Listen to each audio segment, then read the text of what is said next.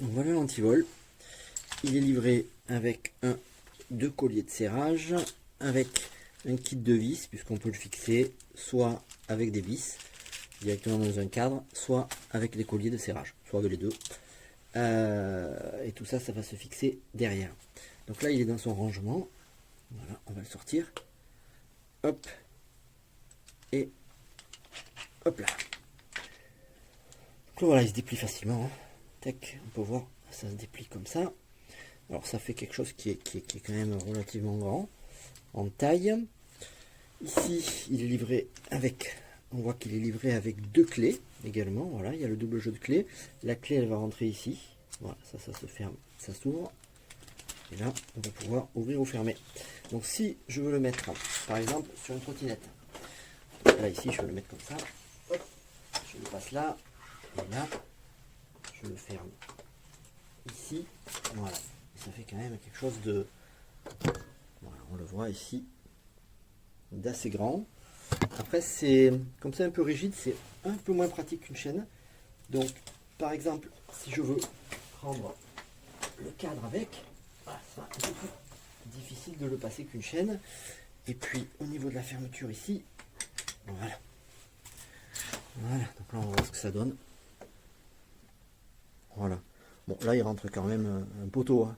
Pas un énorme poteau, mais il n'y a pas de problème. On peut le fixer à quelque chose de relativement large. Hein. Voilà, c'est pas mal.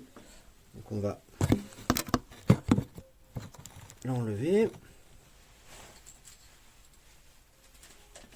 Voilà. Hop. Donc après, pour le replier, c'est simple. La seule chose, c'est qu'il faut en fait, le mettre dans son encoche avant de le replier. Donc là, voilà, c'est fait. Et j'ai plus ensuite qu'à le replier, ce qui se fait assez facilement. Voilà, en 3 fois. Voilà, c'est replié. Alors moi, ce qui m'intéresse dans cet objet, c'est qu'il rentre dans la sacoche de la trottinette. Si on regarde ici, moi je le rentre sans problème dans la sacoche de trottinette. Voilà. Donc en fait, ça me permet vraiment de le faire rentrer dans la sacoche. Il rentre juste, mais il rentre. Au niveau de la solidité et de la sécurité, les barres en fait sont quand même relativement épaisses. Voilà, ça a l'air très solide. À mon avis, s'il y a un point faible, c'est plus les jonctions ici, avec les espèces de rivets là. Alors à voir si, comme c'est rigide en fait, on peut le tordre.